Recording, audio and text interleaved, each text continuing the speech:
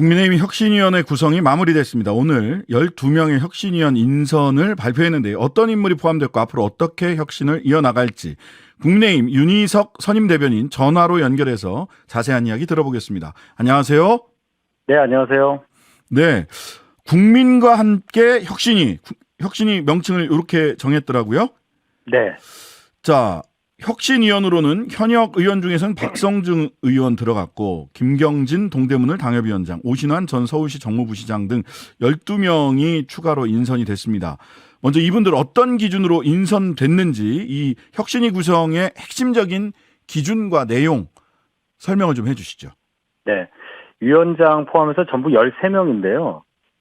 남성이 6명이어서 여성이 더 많습니다. 여성 예. 7명이고요. 일단 말씀하셨듯이 김경진 동대문을 당협위원장, 오신환 전 서울시 정무부시장, 지금 광진을 당협위원장이죠. 이 두 분 포함해서 수도권 분들도 있고 또 2000년생 대학생도 있어요. 네. 청년층도 있고 또 호남에서 오신 분, 또 대구 출신도 있고요. 충청 출신도 있고 지역적으로도 안배가 됐다. 연령, 지역, 또 직업 이런 여러 가지들이 다 배려가 된 안배가 된 그런 인선이었다 이렇게 평가하고 싶습니다. 네.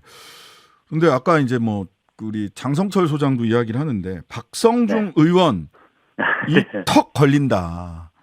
소위 친윤계로 분류되는 인사고 김경진 당협위원장도 윤석열 후보 캠프 대협력 특보를 지내기도 했는데 네. 이 혁신에 걸맞는 인선이냐라는 의문을 여러 언론에서 제기하고 있는 거 보셨을 겁니다. 대변인께서도.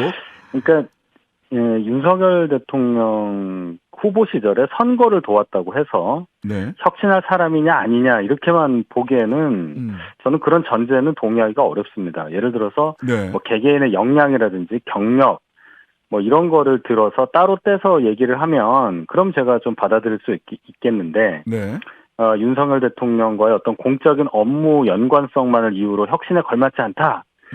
이렇게 얘기하는 건 좀 나간 얘기라고 보고요. 그렇다면 예를 들어서 김은경 혁신위 때 이재명 후보 배우자 실장이라는 그 정말 듣지도 못한 정치사에 처음 듣는 자리 맡았던 현역 의원이 들어갔잖아요. 그때도 이런 똑같은 질문을 우리 신장식 네. 변호사께서 하셨을까? 네. 제가 한번 찾아보고 싶은 욕망이 드네요. 네, 한번 찾아보시면 좋을 것 같고요. 안 자, 하셨을 것 오늘 같은데. 아침에 네. 이렇게 지도부에서 네. 아니, 박성중 의원은 빼는 게 좋지 않겠냐 이런 얘기도 지금 들리던데 이거 지도부에서 그런 의견을 냈고 인요한 그 혁신위원장은 아니 무슨 소리냐 이대로 가겠다 뭐 이랬다는 얘기가 있는데 이거 뭐 좀 사실 확인 좀 해주실 수 있으신가요? 아니 뭐 특정인에 대해서 이렇게 얘기하는 건 부적절하지만 어쨌든 인선 전반에 대해서 어쨌든 인요한 혁신위원장이 한 거니까 네. 지도부에서 이것에 대해서 이러쿵저러쿵 하는 건 부적절하다 이렇게 결론을 내렸어요. 그리고 인요한 위원장이 지금 뒤에 말씀하신 그 부분은 그런 일이 없었어요. 아, 예, 뭐 왜 뭐 그런 거 아니다라는 뭐 저희가 어떤 제안을 했는데 거절하고 이런 커뮤니케이션 자체가 없었기 때문에 뒤에 말씀하신 거는 사실이 아니라고 사실이 제가 아니다. 확인합니다. 예, 그러면은 인요한 위원장이 낸 혁신안에 대해서 지도부에서도 뭐 다른 이견 없이 이렇게 인정을 했다 이런 건가요? 아니면 뭐 다른 약간의 이견은 약간의 이견은 있었으나 네네. 어쨌든 인요한 위원장이 인선한 인선안에 대해서 네네. 뭐 변경을 한다거나 그럴 권한이 없잖아요. 예. 그래서 새로 오신 혁신위원장의 뜻을 받아들이는 것이 맞다 이런 결론을 내렸습니다. 이견은 있었으나 혁신위원장의 뜻을 받아들이는 것 존중하는 것이 좋겠다. 이렇게 해서 통과가 됐다. 자, 구인난이 있었다. 그래서 천하람, 윤희숙, 뭐 김경률 또 외국인 한 분 뭐 이런 얘기들 여성 한 분 뭐 이런 얘기가 나오고 있습니다. 네. 예. 결과적으로 이런 분들이 함께하지 못하면서 소위 인요한 위원장이 당초 강조했던 통합의 혁신위와는 조금 모양새가 달라진 거 아니냐 이런 평가는 어떻게 들으세요? 그분들 유명하신 분들이고 또 나름 의미가 있는 분들이기 때문에 혁신위에 들어왔었으면 더 좋았을 수 있었다. 뭐 이렇게 저도 봅니다. 네. 그런데 어쨌든 거절을 하신 걸로 돼 있잖아요. 저희가 네네. 제안을 안 드린 것도 아니고 저 이뇨한 위원장이 네. 뭐 개개인의 사정이 있고 입장도 있을 테니 뭐 그 거절 의사도 뭐 존중을 해야 되겠죠. 어쨌든 이제 시작이니까 오늘 인선되신 분들도 충분히 역할 하시리라 기대하고 지켜보겠습니다. 네. 자, 어제 이진복 정무수석이 이뇨한 네. 혁신위원장 만나서 대통령실이 공천과 당 운영에 개입할 일 없다. 이렇게 밝혔지만 언론이나 당내에서 의구심이 여전하다. 이런 보도도 이렇게 나오고 있습니다. 말하자면 대통령이 뭐 당권에 전혀 관심 없다. 당대표 선거에 전혀 개입하지 않는다. 당대표 선거에 대통령을 끌어들이지 마라. 이진복 정무수석이 그렇게 이야기한 바가 있지만 대통령의 의중이 그 지도부 구성에 많이 반영됐다라는 것이 이제 중론이란 말이죠. 이 얘기를 어떻게 해석해야 됩니까? 그냥 있는 그대로 그냥 받아들이면 되는 건가요? 일단 이 혁신위가 아직 시작도 안 했잖아요. 네. 혁신위가 어떻게 운영되는지를 지켜보시고 그런 판단을 하셔도 늦지 않다고 저는 봅니다. 예. 일단 이걸 한번 생각해 봐야 될 것 같아요. 이뇨한 위원장이 처음 월요일 날 네. 언론과 인터뷰했을 때 첫 일성이 아주 의미심장했다고 저는 봐요. 네. 그게 뭐냐면 국민의힘에 있는 많은 사람들이 내려와야 한다. 네. 이렇게 내려놓아야 얘기했잖아요. 한다. 뭐 내려와야 예, 된다 그랬죠. 내려와야 한다고 그랬어요. 내려놓으라고 하냐, 내려오라고 그랬어요. 그러니까 네네. 이 말 한마디로 이번 이뇨한 혁신위의 방향과 역할이 그냥 딱 잡혔다고 저는 생각합니다. 네. 네. 자, 그런데 지금 공천관리위원회 내지는 뭐 총선기획단 이것도 뭐 다음 주 금명간 출범한다고 하는데 언제쯤 출범하나요? 이제 뭐 조금씩 작업을 하는 분위기여서요. 네. 언제 인선이 완료되냐. 인선이 참 어렵잖아요. 네. 그래서 언제 뭐 할 거다 이런 말씀 제가 드리기가 어렵고 최대한 빨리 출범하려고 노력하는 그런 분위기라는 것만 전해드립니다. 그럼 공천 룰은 총선기획단이나 공천관리위원회에서 만들게 되는 건가요? 그러니까 이제 공천 룰이라는 게요. 기본 원칙은 당원 50%, 또 일반 국민 50% 이것은 당원 단계에 있어요. 네. 근데 저희가 공천을 할 때는 항상 어떻게 하냐면 공천관리위원회에서 경과 규정을 만들어서 상임위에서 통과시켜서 당원 단계 산입을 합니다. 네. 어떻게 하냐면 뭐 이번 총선에 예를 들어서 21대 총선 같은 경우에는 21대 총선에 하나여 뭐 이러이러한 방법을 통한 공천을 할 수 있다. 뭐 이런 규정을 넣어요. 그러니까 이 작업은 그런 세세한 작업은 공관위에서 하는 것이 저희 당의 어떤 상례입니다. 네. 그래서 혁신위에서 그런 공천 룰을 만드느냐 하는 얘기는 조금 다른 의미로 해석해야 될 것 같아요. 제가 볼 때는 공천에 관한 세세한 룰이 아니라 전체적인 어떤 방향, 공천의 방침 이 정도는 제시할 수 있을 걸로 봅니다. 네. 인재영입위원회도 곧 출범한다고요? 예, 그렇게 알고 있습니다. 그러면 혁신위가 공천 룰, 인재영입 다 혁신위 그 권한 범위 안에 있는 게 아니네요. 그럼 혁신위가 할 수 있는 거 뭐냐라고 물어보니까 인 위원장이 도덕적 기초 원칙 그 기초를 잘 다져야 된다 이렇게 말씀하시거든요. 그러니까 혁신이라는 혁신이라는 것이 당의 체질을 개선하기 위한 목적이라고 저희가 명시를 했었어요. 그러니까 물론 총선을 앞에 두고 있기 때문에 공천 여부에 관해서 가장 관심이 집중되니까 그 부분을 많이 질문을 하시는데 물론 그 부분도 포함이 됩니다. 그래서 제가 공천 관련한 방침 제시를 할 수 있다는 말씀을 드렸고 당의 체질 개선을 하기 위한 방안은 또 여러 가지가 있을 수 있잖아요. 꼭 공천뿐만이 아니라 그런 전반적인 얘기를 다 건드릴 수 있다는 그런 의미이지 그렇다고 해서 인재영입위원회만 하고 공천 관련해서는 뭐 공관위에서만 하고 혁신위는 그 외에 다른 일만 한다 이렇게 보기는 어렵다고 봅니다. 네, 알겠습니다. 어쨌든 이게 거의 동시에 공관위, 인재영입위, 혁신위가 출범을 하니까 혁신위의 이 권한과 업무 범위는 어디까지인가라는 질문이 계속해서 좀 나올 것 같긴 합니다. 뭐 총선 관련된 이야기를 조금 해보겠습니다. 이번 주에 우리 윤 대변인께서 한동훈 장관 관련하신 말씀이 화제가 되고 있습니다. 개인 의견을 전제하시면서 비례 10번으로 전국 다니면서 선거운동 해줬으면 좋겠다. 그냥 제 생각이에요. 개인 의견 맞습니까? 그러니까 비례 10번이니 뭐 8번이니 12번이 그게 의미가 있는 게 아니라 제 생각은 뭐였냐면은 한동훈 장관 정도의 정치적 영향력이 저희 당에 필요하다고 생각이 될 때는 네. 어떤 한 지역구에 묶여서 예. 거기 그 지역구에 한해서만 영향력을 발휘하는 것보다는 조금 더 큰 범위에 뭐 예를 들어 전국적인 영향력을 발휘할 수 있도록 그런 정치적인 방법을 생각해야 되지 않느냐. 그렇다면은 비대위원밖에 없잖아요.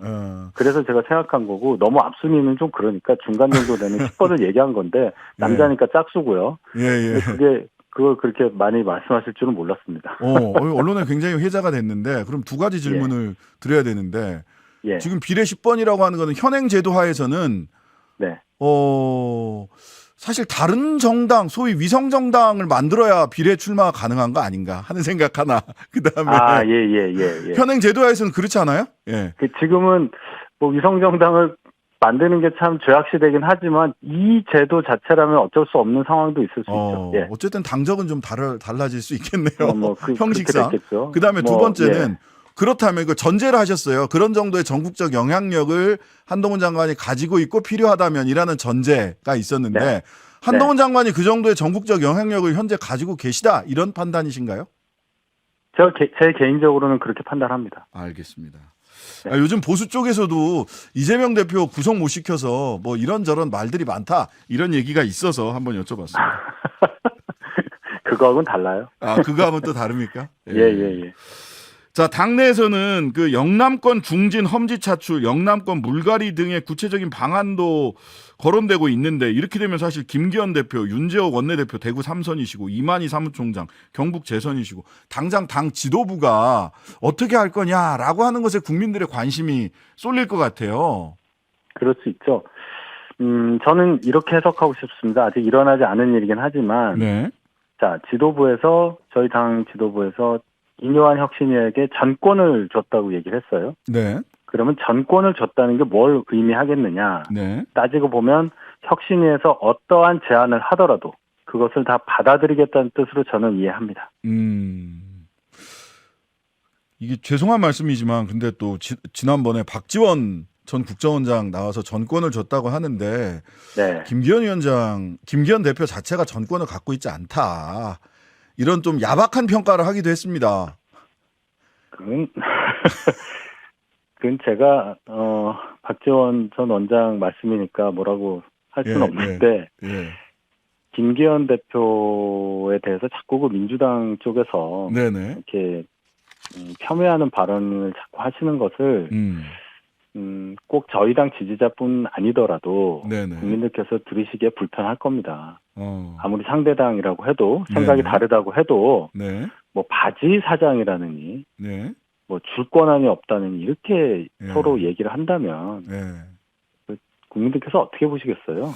알겠습니다. 스스로가 스스로의 어떤 위상이나 어떤 품위를 깎는 일이라고 저는 생각합니다. 네. 자, 이뇨한 위원장 광주 5.18 내일 혁신위 인선 후 첫 일정으로 광주 5.18 민주묘지 방문하고 또 이명박 박근혜 전 대통령 만날 계획이다. 호남 그다음에 보수 뭐 다 잡겠다 이런 계획이신 것 같아요. 이 의미 어떻게 봐야 됩니까? 이뇨한 위원장이 통합이 가장 중요하다고 했잖아요. 이 통합이라는 것이 뭐 친윤, 비윤 이런 당내 통합만 통합이 아니고 국민 통합이 더 크고 시급한 일이니까 이뇨한 위원장이 아주 바람직한 그런 움직임을 지금 하고 있다. 그렇게 평가합니다. 그 이재명 대표가 당무 복귀 첫날인 지난 23일 날 삼자회동을 제안을 했습니다. 대통령 여야 대표. 대통령실은 이 제안에 상황을 지켜봐야 할 듯하다 하며 김 대표와 여당 내부의 의견도 중요하다. 그러니까 상황 지켜봐야 된다. 이렇게 대통령실에서는 얘기를 했어요. 말하자면 당으로 공이 넘어가 있는 거 아닙니까? 이렇게 되면 대통령실 말을 문자 그대로 해석을 한다면? 그게 왜 그러냐면 김기현 대표가 먼저 제안을 했잖아요. 양당 대표 회담을. 저희는 거기에 대한 화답이 민주당에서 왔다고 보지 않아요. 정청래 최고위원이 뭐 바지 사장 얘기하고 했는데 그 말이 이재명 대표의 본뜻이라고 보지 않아요. 그래서 제대로 된 답이 와야 그 다음을 생각할 수 있는 것이기 때문에 그 답을 기다리는 중입니다. 이재명 대표가 삼자회담 하자라고 하는 거는 답이 아니다? 저희가 제안한 것에 대해서 답을 제대로 안 하셨잖아요. 그 얘기는 양자회담 말고 삼자회담 하자 이거를 전제하고 있는 거 아닌가요? 그럼 그분께 다시 한번 여쭤봐야 되겠는데요, 그러면? 아니 대통령실에서 당으로 공을 넘긴 것 같아서 아니 대통령이 판단하시면 될 거예요. 왜 당으로 공을 넘기지? 당에서는 어떻게 생각하지? 이게 궁금해서 여쭤보는 겁니다. 저희 판단이 안 끝났잖아요. 그렇다. 전제가 있는 걸로 그에 대해서 역제안을 한 것으로 해석을 했는데 그게 아니군요. 알겠습니다. 자, 끝으로 그 3일 뒤면 12구 이태원 참사 1주기인데요. 오늘 대통령실이 서울광장에서 열리는 시민추모대에 대통령은 참석하지 않을 방침이다. 예. 이렇게 얘기를 하셨어요. 야당이 개최하는 정치집회 성격이 짙다. 그래서 유가족대책위원회 아까 운영위원장 이정민 운영위원장이랑 인터뷰했는데 야당 다 뺐다. 그러니까 오시라 했더니 대통령실에서는 또 안 오신다.